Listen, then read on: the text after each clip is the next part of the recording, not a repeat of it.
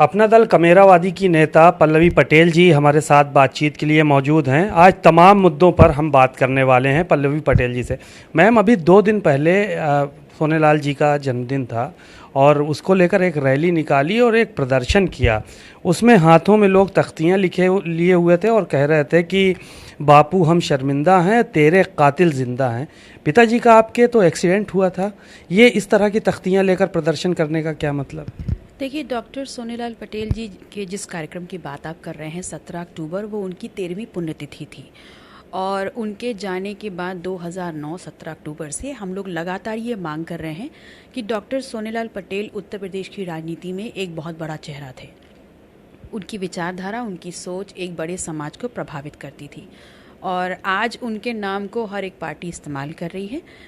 उनका accident natural हो सकता है, लेकिन उनकी मृत्यु नेचुरल है या नहीं है, हम सब लोग सिर्फ इतना जानना चाहते हैं। हम ये जानना चाहते हैं कि हमारा पुरोधा जो सामाजिक न्याय की लड़ाई लड़ रहा था, वो समाज जानना चाहता है कि हमसे विदा कैसे हुआ।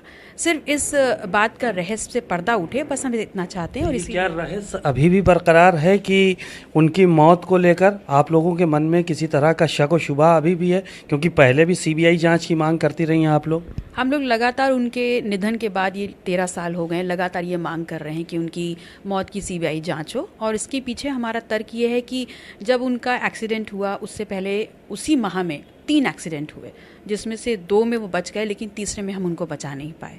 तो हमारे दिमाग में, आप ये बोल सकते हैं, या हमारे जहन में समाज जो उनका विचारधारा लेके चल रहा है, कहीं ना कहीं एक सवाल है कि लगातार एक्सीडेंट्स होते चले गए और अंततः हमने अपने पुरोधा को खो दिया। तो सिर्फ वो सवाल का हल हमें मिले, सवाल का जवाब हमें मिले, सिर्फ इसलिए ये मांग हम उठा रहे हैं और हमारे पुरोधा के साथ न्याय हो।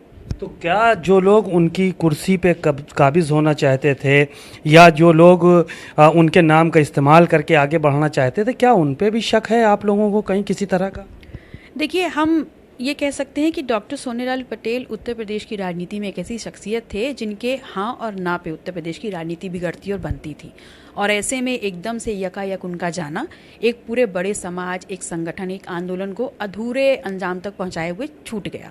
तो हम सिर्फ इतना चाहते हैं कि सरकारें आती रहेंगी, बदलती रहेंगी, लेकिन हमारे पुरोधा और इस सामाजिक न्याय के आंदोलन को न्याय मिले, सिर्फ इसकी लड़ाई हम लड़ रहे हैं। आप लोगों के बीच में परिवार में बड़ी चर्चाएं रहती हैं, आम जनमानस में भी इस बात की चर्चा है कि आपके बहन के बीच में नहीं बनी, आपके बहनोई के बीच में नहीं बनी और तमाम बातें उभर कर सामने आईं।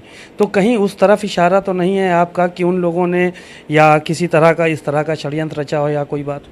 देखिए, विचारधारा हमारी मैच नहीं करती, हम एक दूसरे के साथ खड़े नहीं हो सकते, वो बात अलग है। लेकिन हमारे पिताजी या सामाजिक न्याय के पुरोधा एक बड़े समाज का प्रतिनिधित्व करते थे और उस नाते क्योंकि उनकी विचारधारा को ले करके हम चल रहे हैं, तो सबसे पहले ये हमारी जिम्मेदारी बनती है कि उनकी मौत कैसे हुई इस रहस्य से पर्दा उठाएं और फिर आगे जाके समाज में जो भी उनके सवाल हैं, जो भी दिमाग में संशय है, उसका समाधान उनको दें। माता जी भी मांग करती रही हैं, उनके दिमाग में भी संशय है, लेकिन कभी जो है वो आपकी जैसे बहन है या बहनोई हैं, दोनों मंत्री हैं, केंद्र में मंत्री हैं, एक राज्य में मंत्री हैं, तो इन लोगों से कभी सवाल आप लोगों ने नहीं खड़े किए?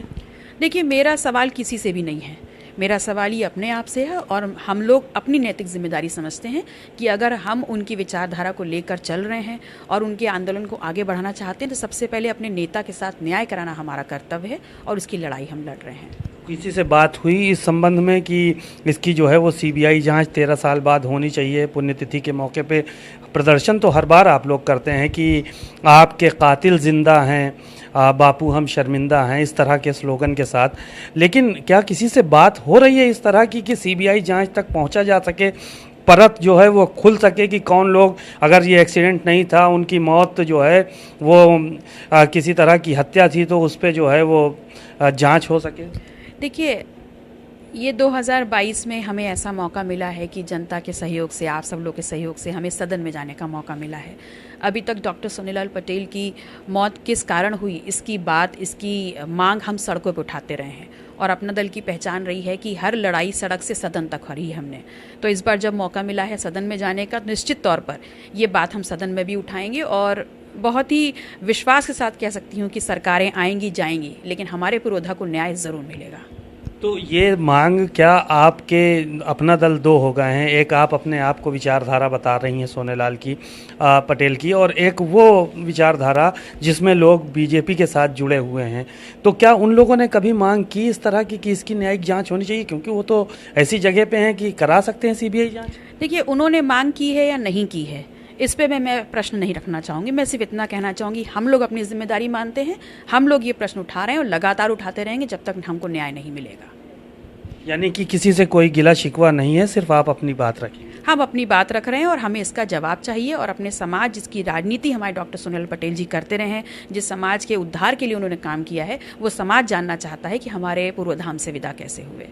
एक सवाल और था कि उत्तर प्रदेश की राजधानी लखनऊ है, पिछले एक हफ्ते में जो है वो 4 बलात्कार जैसी बड़ी घटनाएं यहाँ पे हो गई, और उत्तर प्रदेश के जो तमाम मंत्री हैं वो कहते हैं कि कानून का राज है उत्तर प्रदेश में। आप क्या कहेंगी, महिलाओं के साथ इतना ज़्यादा जो है वो अत्याचार हुआ, हालांकि पकड़े भी गए लोग? देखिए, उत्तर प्रदेश में अगर आंकड़े उठा के देखेंगे तो लगातार जो महिलाओं के प्रति कृत्य हैं वो लगातार बढ़ते जा रहे हैं, और वो डेटा भी सामने आ चुका है।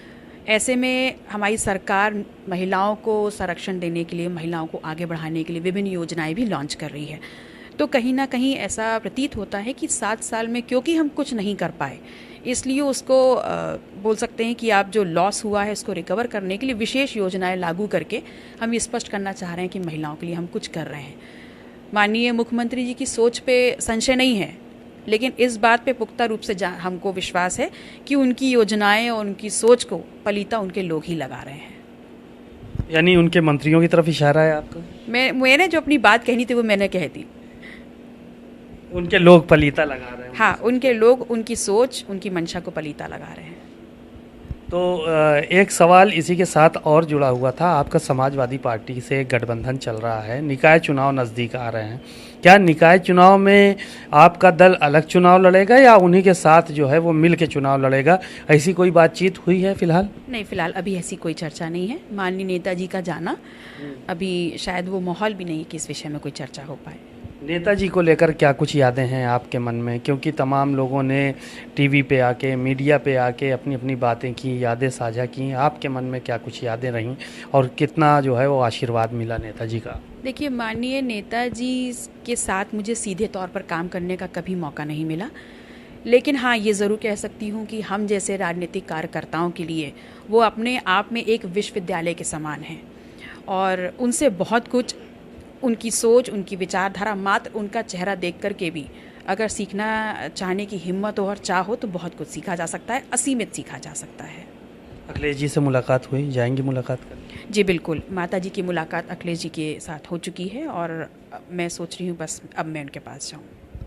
बातचीत के लिए शुक्रिया। आपने सुना पल्लवी पटेल जी को, बड़ी ही बेबाकी से उन्होंने अपनी बातें कही, चाहे पिताजी की मौत का रहस्य के बारे में हो या फिर समाजवादी पार्टी के गठबंधन के बारे में।